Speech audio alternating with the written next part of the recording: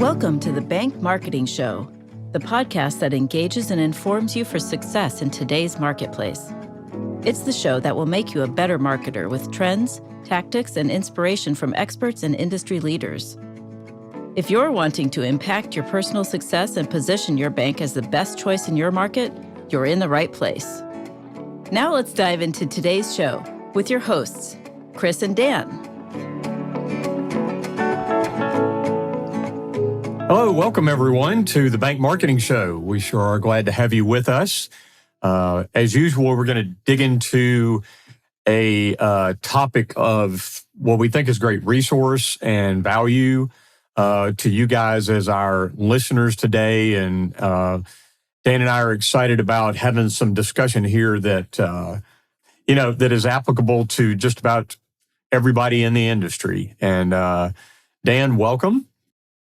Thanks, Chris. Good to be here. And this is around the topic we've had a lot of case studies and discussions about with your agency and mine and the large spans of bank clients that we work with. Yeah, I think it can all summed up to be, don't just throw your money at Google. There you go.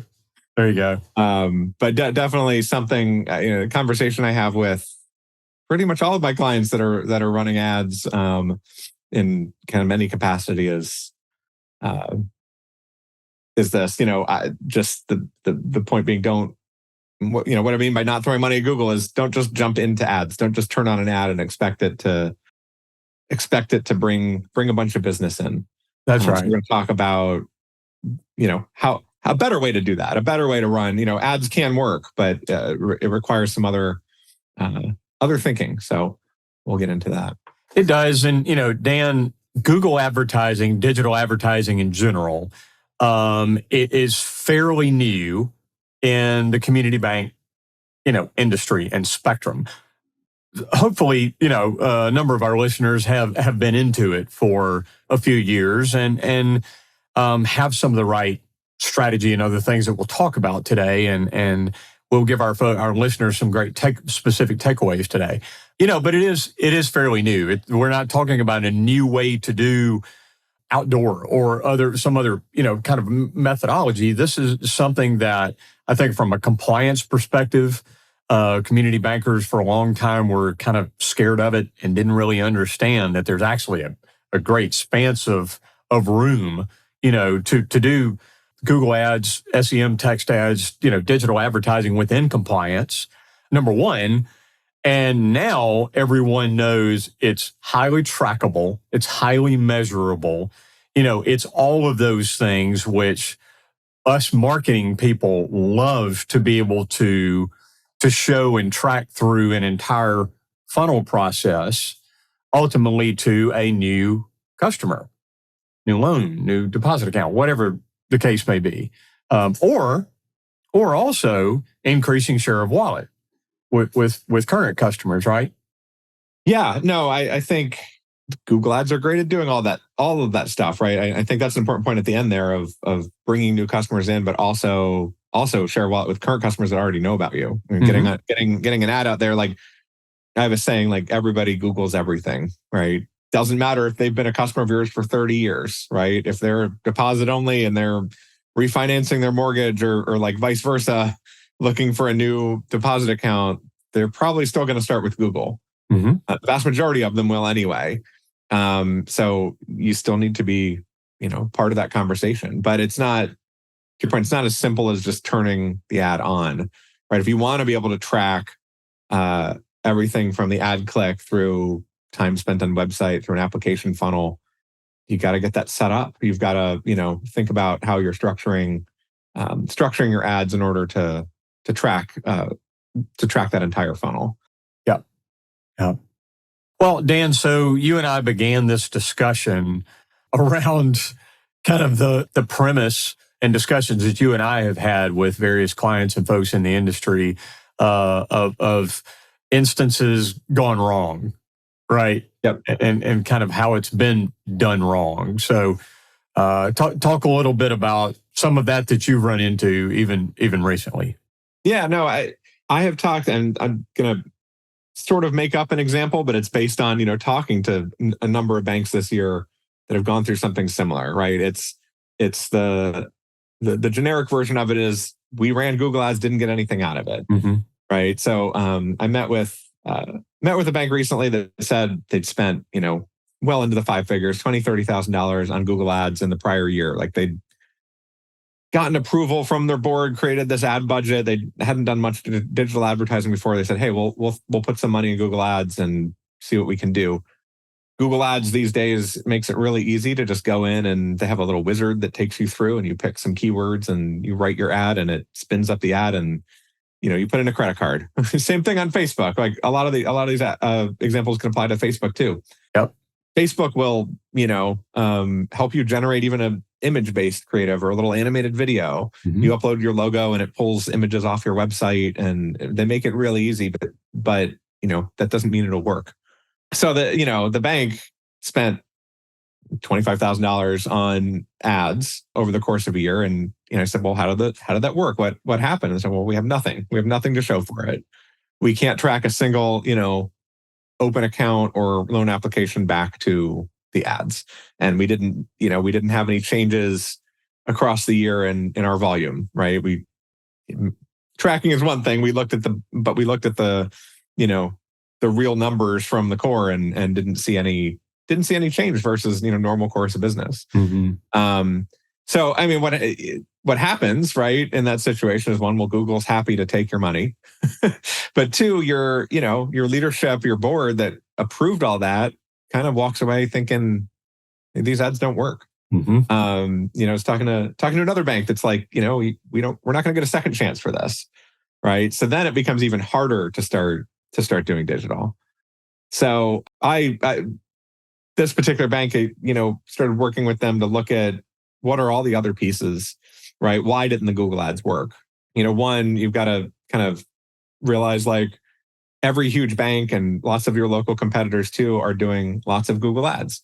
So, if you're all the related stuff, and we'll get into this, call it the ad ecosystem. We get into the ad ecosystem a little later, but in general, if all the pieces of your bank that the customer touches after clicking on the ad aren't also competitive, you're going to come off feeling generic, customers going to kind of think you're maybe outdated, maybe not relevant to them, or not in tune with their needs.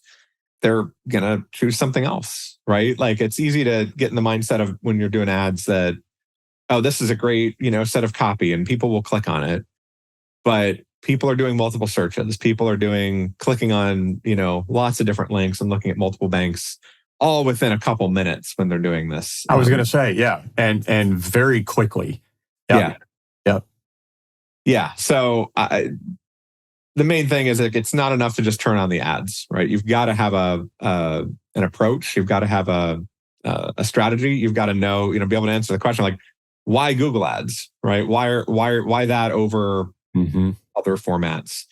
Yeah. Why that alone? Why not that in conjunction with other things like that? So that's kind of how I start thinking about it, or my response to the bank of, when a bank comes to me and says, like, "Hey, we spent this money on ads and didn't get anything." I kind of start the conversation there. And Dan, another one that stands out to me very blatantly was a discussion that I was having with a brand new bank client of ours that we weren't doing digital ads for. We were doing other things for within the last couple of years.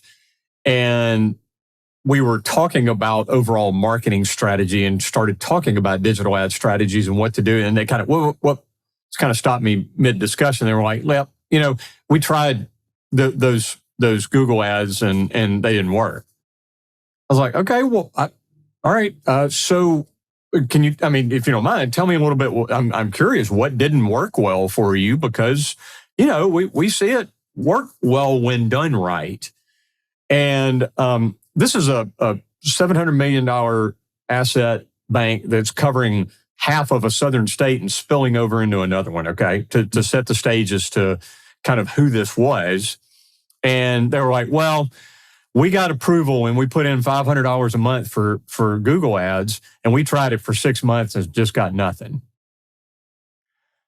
At which point I didn't want to insult anybody or step on a marketing person's toes or anything like that.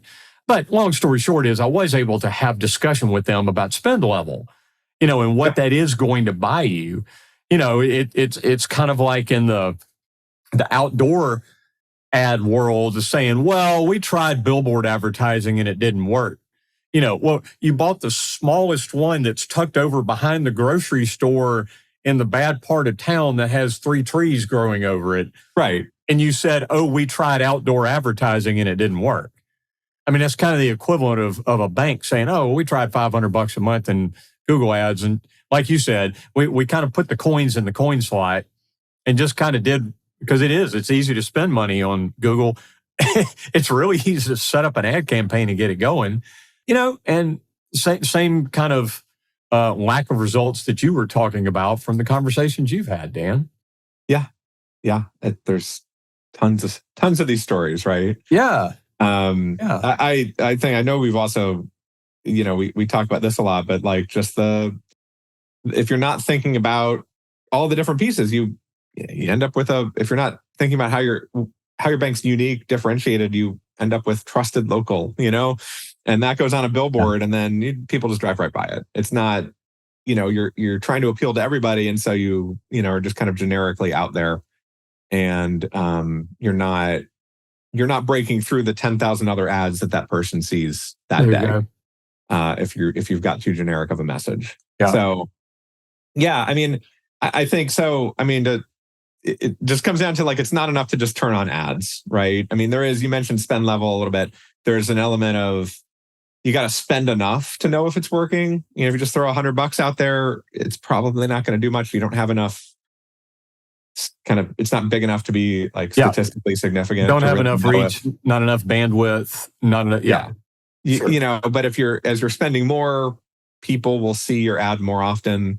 People will start to learn your brand, and there's a kind of a multiplier effect, right? And so spend level is one part of it, but there's also how do you kind of get into it, right? My board's never going to approve $5,000 a month off the bat if we've never done digital advertising. Sure, you can work up to that, but there's there's some strategy. There's some there's kind of some ways to do that. So we can get into that here. Yeah. But also, I think. Go ahead. No, I was just going to say. So let's kind of roll into that a little bit because you and I have we're spread pretty far and wide in the industry, Dan, between your agency and mine, and we have a lot of these conversations. We come up with many, many, many stories about it done wrong. So let's kind of roll over a little bit into, okay, what does it need to look like? What is strategy? Where does it need to go? All of these things that I think are going to be kind of get into the value chunks for our folks today. Yeah, no, I think the biggest couple of things the biggest thing that I think of is we want to run ads. We want to get on digital, right? Is to roll that back a step, and first talk about, well, who are you trying to reach, right? And why? And if I get an answer back like, well, millennials, break it down a little bit more, right? What's your bank specialty? What does a millennial look like in your communities, right? Or is there a community, maybe you've got 5 branches and 1 or 2 of the branches, you've pretty well saturated the community, but the other 3 need some work. Like, how does that all break down? And, do you agree? How do you think about that kind of targeting? Yeah, I mean, I think it's that, and who is it that you're talking to, as specific as you can get. So yes, maybe it's ideally you're trying to reach certain age groups, so you can reflect that in the creative, the way that you're saying, things and kind of what you're appealing to. And another huge chunk of it, Dan, is not being all things to all people, right? Yeah. We've talked about it a lot on this show. I mean, all banks sell money.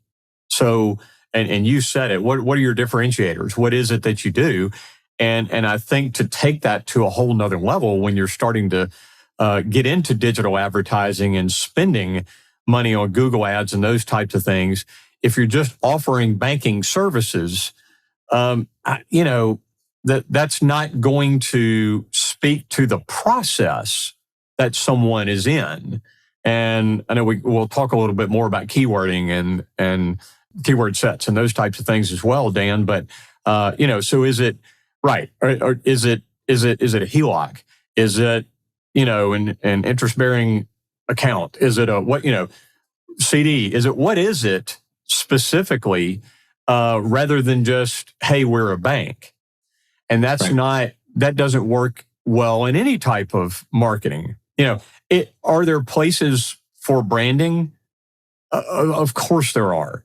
And that's a huge part of marketing. And sometimes you do just need to have the logo out there on the fence at the baseball field or whatever the case may be. And certainly that is the case.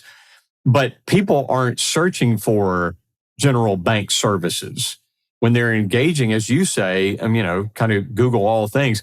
One of the fairly recent stats that I heard was Google is 83% of the search market. That's a little bit of an outdated number, so I need to get a fresher number. But still, whatever it is, it's a massive part of it. And you're right. People Google this, but they're not just looking for banking services. They're looking for CD rate, mortgage product, check a student checking account, whatever the stance is. So I think we have to get into that mindset from the very beginning, Dan, of who we're targeting, and even more specifically, who are we targeting and what are their needs? Yeah.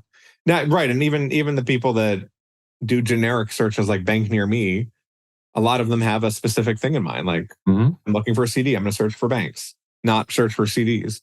Right. So, and we also harp on this in the show too, of be customer driven, not product driven. So, it's also, CDs are kind of a special case, I think, because sometimes it depends on your goal with it. If you're using if you're using CDs as like you're just gathering more deposits, you might get a little bit more producty with those ads. But in general, it's like, what problems are we solving and for whom? Right. So you think about who you're trying to reach. You're going to think about like how you're going to reach them. Is Google the right place? Or do they live elsewhere? Do they spend their time elsewhere? And what are you going to say when you do, right? So if you, for example, a while back, we were running a credit card ad, and this is for a credit card company. It's not quite a bank, but it's a good example for this.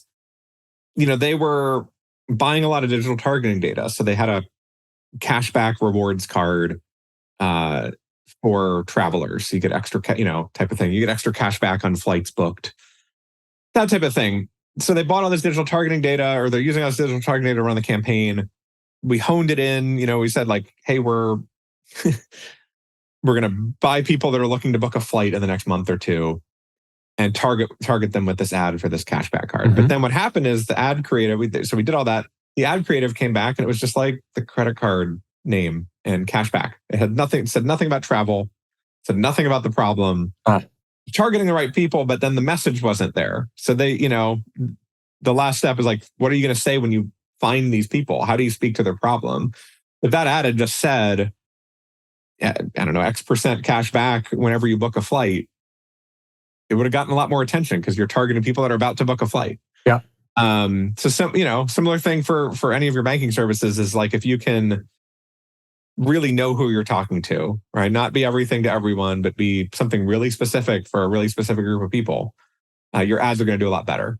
Yeah. And I think incidentally, that's another way to start small, right? If you're going to start with a $500 a month budget, do it for one specific thing for one specific group of people, and then you can expand from there, right? Yeah, and another piece of that too, Dan, that's you make a great point too, is be efficient with what spend that you do have.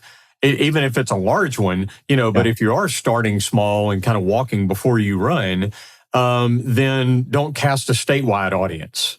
Here's a takeaway tip is a lot of times we do radius areas from branch locations, and that's a good way to be efficient. And I love the example you mentioned a minute ago. Maybe we've got 5 branches and 2 of them, we've got great market share. So we're trying to really grow the other 3.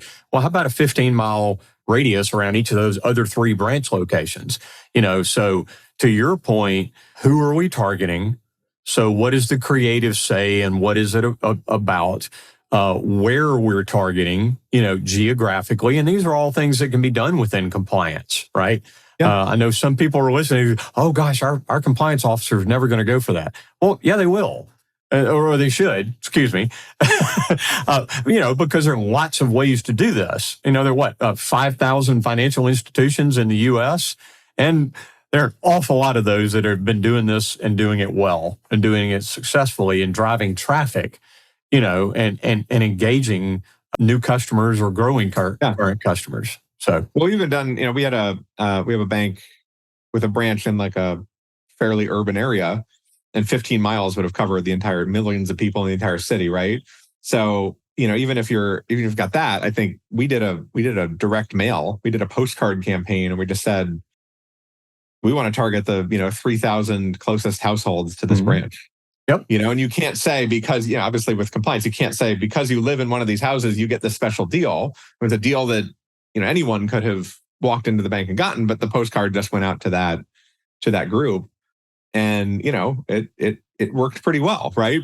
We got some traffic from it. We got some response from it, and it just we were running an ad that wasn't just like, hey, we're here and we're local. It was, we know you drive by our bank every day. Isn't that more convenient than the bank that you have now? mm-hmm. And we're in our neighborhood. We're investing in this major intersection that's like around the corner from your house. So that's good for you. Why don't you bank with us? That type of message. And, we solved a problem for a specific group of people, even with a postcard. There you go. So Dan, let's dive a little deeper into the customer mindset. I think that's where you were going. Yeah. Yeah, no, that's where I was kind of going, was like, you got to know who you want to reach and what you're going to say when you get there. But then it's also helpful, I think, to think about what the customer's doing when they're searching, right? So it's not just, it's really easy to, when you're sitting in a bank, right? We want to run Google ads, you go spin up the Google ad and it runs. But if you think about how people actually use Google, it can change the way that you set up that ad or what you say in the ad, right? So think about the mindset of that customer. Like think about your mindset, generic, the kind of generic search mindset. Right? If you're ready to research something, be it like a financial product or, I don't know, a birthday present, maybe you go to Google and you say like best birthday presents or best banks near me. Yeah.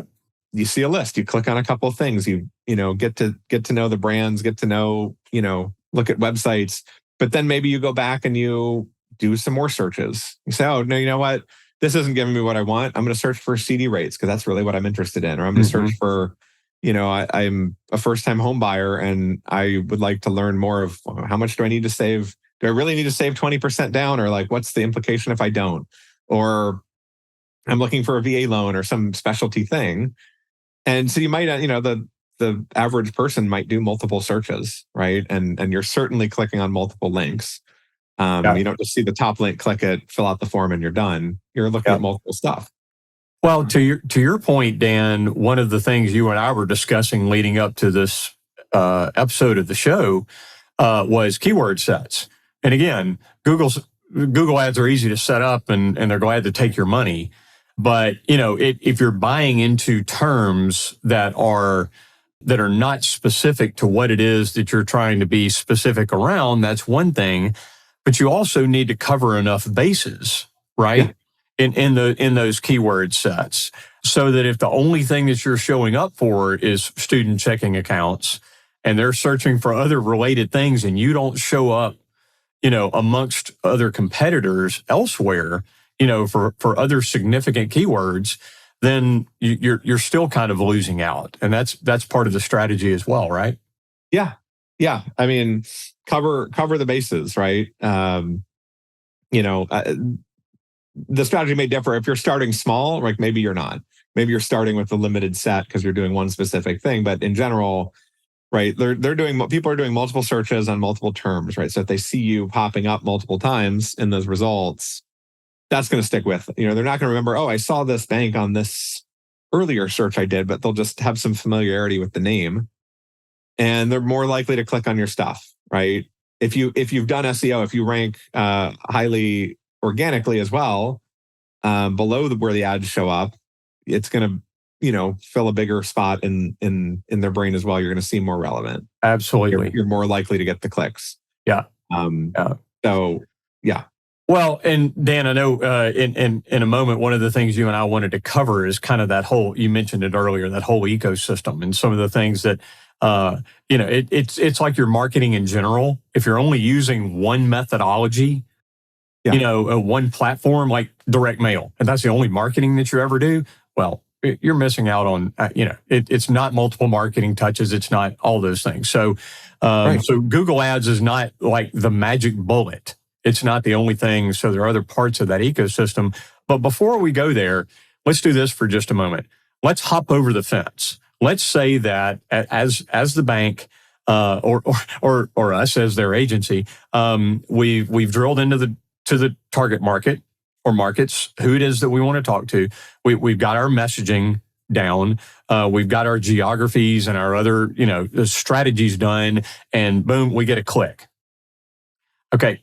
So now what? Let's talk about either things done right or done wrong on the other side of that. Yeah, right. I mean, you've got to go through the whole process that the customer would, right? Secret shop yourself digitally. But so if you click on the ad, where are you taking the customer, right? The example I gave earlier, the bank that spent the $25,000 on Google Ads and didn't get much for it. That was the ad click through to the homepage of the website, which was, 8 or 9 year old website that is out of date, doesn't work all that well. It kind of works on mobile, but not really. Their logo ended up really tiny, comically tiny on mobile, that type of stuff where, 60, 70% of your traffic is probably from mobile, right? People are doing this research on their phones. So, what's going to happen then is you're going to see good click-through rate if your ad is good, but then you're not going to get anything out of it. They're going to drop off immediately. They're going to say, that's right. Oh, they do a search. They click on Bank of America's site. They click on PNC or Wells Fargo or another competitor. They click on your slightly larger local competitor, and then they click on you. And if you're bringing them to that, an outdated experience, they're just going to move on. They're going to say, hey, this thing's not for me. Yeah. Well, and something else you mentioned in that too that's really important is where they're landing. So if they're searching for an interest-bearing checking account and they see your ad, you've said the right thing, you're talking to them, and they click on it, and you land on a homepage that talks about who we are and where we are and whatever the case may be, it's like, no, dang it. I was looking for an interest-bearing checking account. Yeah. So, don't throw me into the mix. Throw me straight onto the page where what I am seeing instantly is information about that interest-bearing checking account.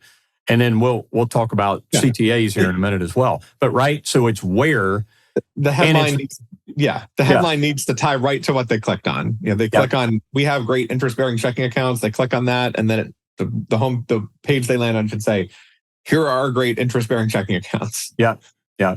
And I love what you said a second ago is experience it like your customer, right? So most of the folks in the banking industry and bank leaders that are listening to this show, don't have 1978 shag carpet and totally outdated stuff in their lobbies, right? So the physical space when someone comes into our bank is important. We all understand that.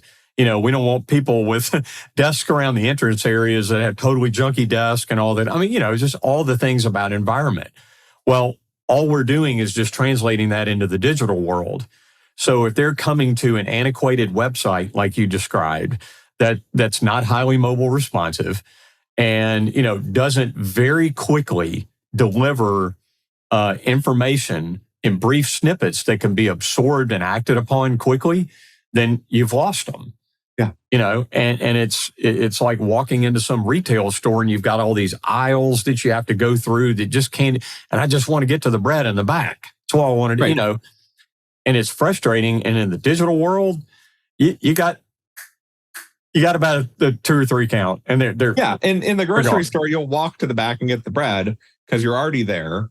Yeah. And it's going to take you more time to go to a different grocery store that has the bread in the front, and you don't know where that grocery store is. But on digital, it's like, I'm going to hit the back button and click on the next thing. I'm not dealing with this.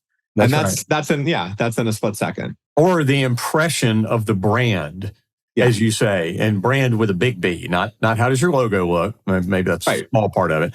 But yeah, what is the experience on that website? And did you come straight to a landing page that is effectual about what it was that I was searching for and giving me the solutions? Right. What I'm searching for, some social proof, some element of branding that says that why, okay, great. You have interest-bearing checking accounts. That's table stakes, right? Yep. I know that you have what I need now. Great. The next thing I'm looking for is, do I care about this brand? Does this brand resonate with me? Can I manage that checking account online? Those types of things. And then it's like, well, are other people like me at this bank, right? Is this page a generic stock photo of somebody that clearly doesn't live in our town? Or, is it something local? Do I relate to it? Yeah. So there's a kind of a journey that you take on the landing page, right? You win the eyeballs with the headline and it being relevant to the ad, but then you can kind of take them on a little bit of branding and story journey there. There's a huge opportunity to do that. It's not just interest-bearing checking accounts apply now. I mean, put a button there for sure. But like the next thing people want to look for is, who are you? Why should I bank here? What do you do for the community? Yeah. And I think that I bring that up just to say, like, that's where you're differentiating from the banks of America. Yep. Because it's not, they'll say like, we build you up. They'll say stuff like that, but they're not really donating money for the rec center in your town, or they're not building the, wheelchair ramp at the VA hospital. Like, they're not doing those types of things in the community. But if you can bring that in, then the quality of your landing page gets a little less important if you've got a good story, right? You don't have to have $1 million website like your big competitors, right? You don't even Absolutely. you can build a landing page on, a cheap landing page builder, and, but if you're differentiating with story, it changes that game a little bit. It does. And then that important next step, Dan, is so the customer is there, you're telling that engaging story, and you're differentiating yourself from big banks and all that because you're community present. You are, you're about relationship, and you offer, mobile banking, comparable tech, and all that other kind of stuff. So you're giving them the reasons. And, then the important step there is calls to action. So, Dan, I love it. Sometimes I get lost in conversations with bankers and bank CEOs and C-suite folks sometimes, and I start talking about KPIs and CTAs and all, and they're like, what? And, it's like, I forget, kind of like medical personnel talking, using all these lingo terms like, okay, CTAs are calls to action, right? So once we've got them there, then it needs to be extremely easy for them to take consequential action, for what they do, which is my favorite word in marketing, which is conversions. And here's an interesting tidbit for folks too. Google measures conversions because we got them from the ad to you, to the website, right? Yep. As marketers, I measure a conversion from that level to then either click to call, submit my email for more information, apply now button, whatever and we have these spans of calls to action, on that landing page that then allow them to take that next step or engage with you at bare minimum in a non-threatening fashion, but to be able to do it well and do it quickly. In the format they want to, that particular customer. Absolutely. Yes. Right. So if you're running an ad to Gen Z home buyers or whatever, a younger generation, and your only CTA is to call, you're going to miss some people, right? Yeah. Maybe you put the phone number on there, but so that they know you're available, but they want to chat or they want to just open an account. And, so it goes back to like the customer mindset and who you're trying to reach and why, and just make sure that CTA aligns with how they want to do business. There you go. Absolutely. So that is that customer journey, Dan, that you mentioned. That's, all the way from what we discussed earlier at the top of the funnel and driving them all the way through that process and getting true engagement conversions, and ultimately that's what we want. So, we've actually shown customers. So if Google is saying these are your conversions, and we're saying within the back end of the website that these are your conversions, which is a lower number, well, that's part of why, because you got them to the site and you lost them at some step, in that process. And the other point hidden in there too is the KPI, right? Like, I've also had a lot of conversations with banks that say like, hey, we want to increase our web traffic, so we want to run Google ads. Yeah. Like, what do you really care about your web traffic? Like, is that what you're reporting to your board? Is that, is that bringing you return on assets? Like, is it really that, or what's next, right? So I'll do the kind of 5 whys thing and say, well, why do you care about your web traffic? Right. Right. Well, it's because like then people open accounts. Oh, okay. Well, why? Like, so the real KPI is the account opens or the loan applications, and so then it opens up a conversation. Well, great. Now we're running Google ads to drive account opens, so that gives us something to track.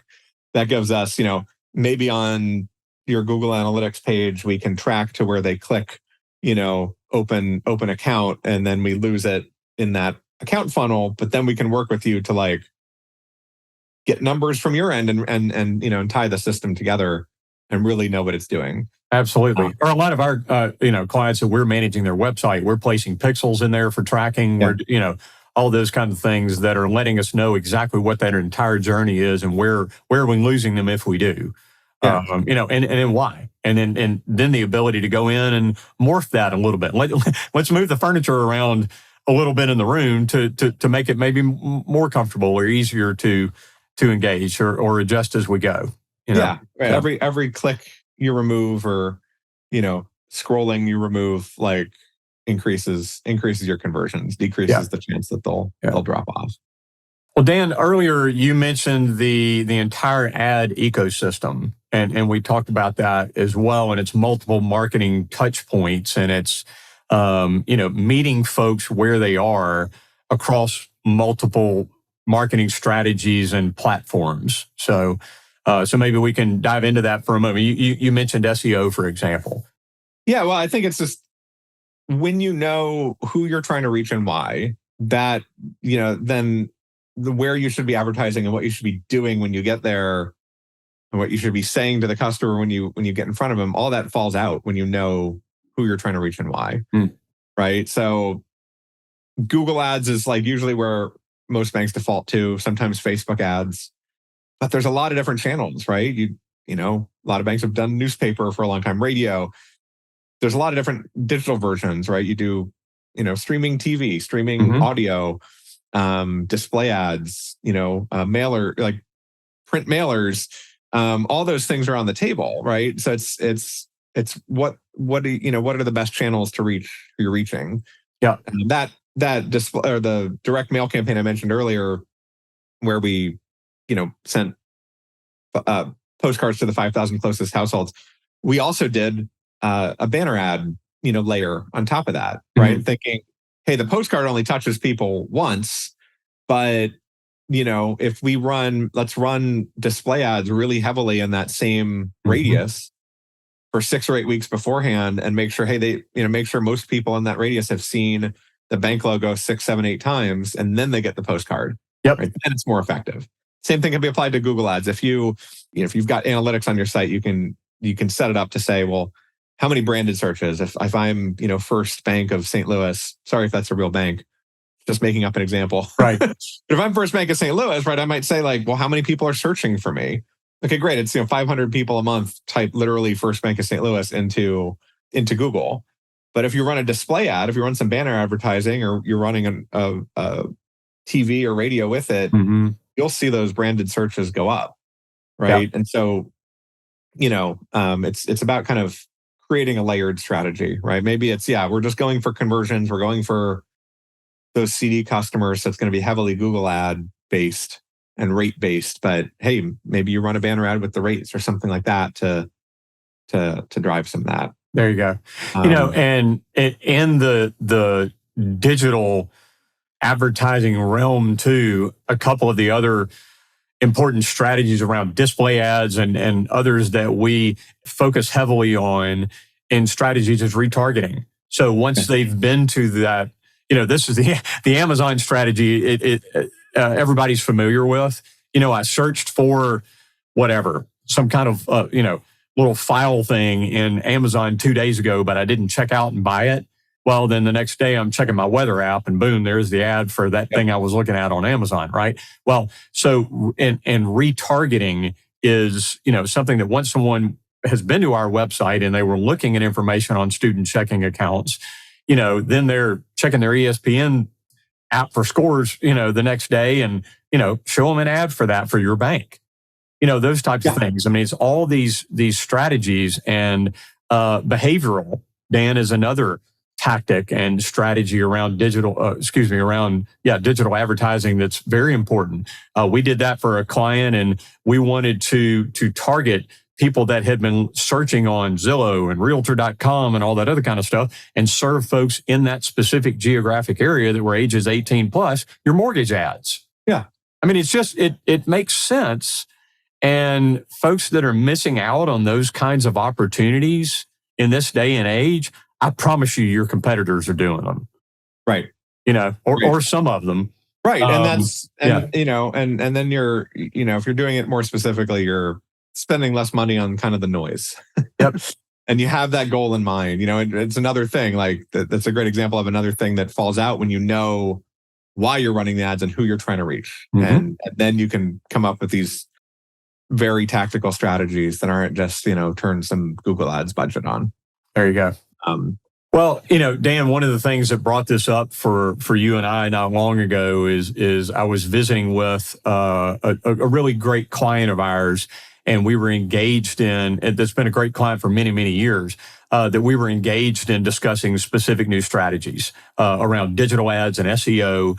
And the good news is they really understand the value of those. SEO is like relationship building. It doesn't happen overnight. I mean, that's a long process of multiple different things that need to happen on page and off page over time.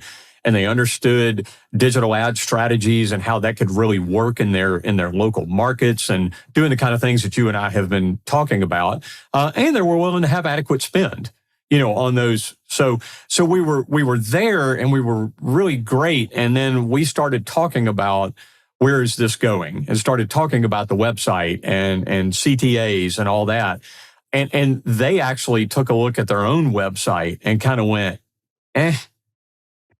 Well, and so the short story, Dan, is what it was an instigator for them, was something they had been talking about.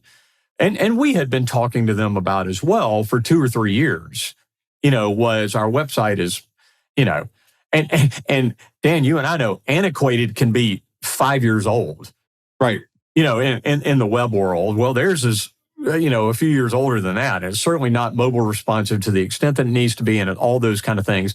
So they wanted to really do those more modern marketing tactics, but also had the willingness to look in the mirror and say, the customer experience is not going to be like we want it to be if we go do all this digital ad and SEO effort, and spend money on Google ads and all this other kind of stuff, and look at what we're driving them to. So that was the catalyst to go, you know what, you're right. We'll do this and update our website and do that project first, and then dive in with these strategies.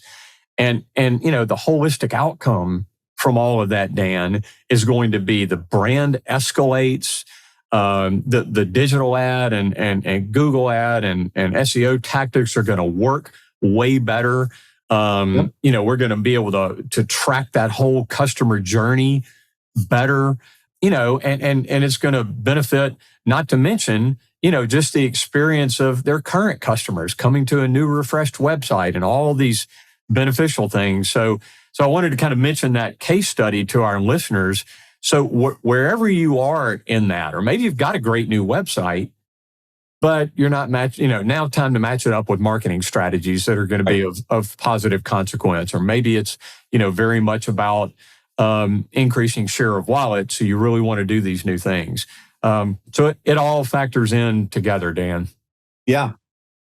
Yeah, for sure. And then, I think to kind of start summing up, like it's not that you need, a brand new website and a huge budget and to be thinking through like all the different specific problems or specific, customer segments you want to reach. And you don't have to start with all that at once, right? You can start with little pieces.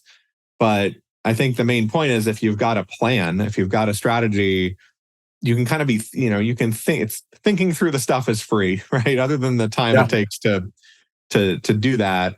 But you want to think through all this stuff, right? And then you can make an informed decision on, hey, we want to reach these, 11 different segments, but here's the ones that are going to make the biggest difference to us and we think are going to be the easiest to reach, right? Yeah. So do we need a full new website for that, or can we just build a landing page, right, to start and test it?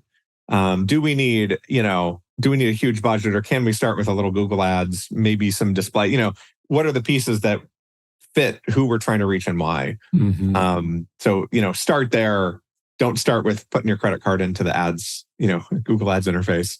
Start with the strategy, start with the why and the who, and you'll get there. And then you'll say, hey, like in your example, we want to reach this group. Our website's not up to par. We need to update that. But spending the money on the website is going to pay off when you start, because whatever you're going to invest in Google Ads in the long run is probably going to end up being more than what it costs to put together a website. So get that fundamental stuff done first, and the ads that you run will pay off more. Absolutely. Yeah. Well, and the last piece of it, Dan, too, is, is having the right partner with this. So if you're a bank executive, or marketing director, or whatever your position is with the bank, and you haven't run Google Ads, you haven't placed display ads, you haven't done these, not only the strategies and all that other kind of stuff. We've mentioned it several times during this episode. You can jump in and do it yourself, and Dan, I can change my oil in my truck, and I can do some basic stuff too. But man, there hits a level there also that I might be able to figure it out. Man, I really need to pay somebody that knows what they're doing. Yeah. And the investment in that is, I'm not going to tear up more stuff, and waste atrocious amounts of time. Right. You could spend 4 hours watching YouTube videos about how to do it. Yeah. Right. But are you going to be as good at the optimization that comes later, or the other little things that come later? Yeah. That's, so engaging a good partner, in that is well worth it as well, from strategy to implementation, for sure. Yeah. So, well, great. Well, Dan, I wanted to mention as well, I know that you, through your agency, and we certainly do with mine, have got some blogs and some resources and some, information that we're glad to pass along to folks. So if you've listened to this conversation today and you have questions, or you want to get into it, or you've done it wrong, that's okay.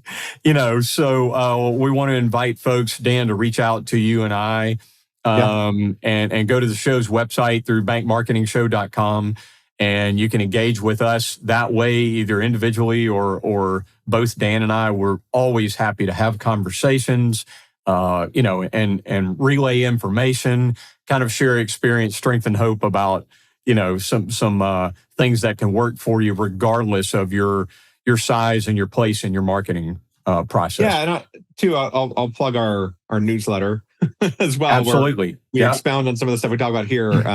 Bank Marketing Minute. So if you go to bankmarketingminute.com, you can sign up for that, and then you'll get some emails with it.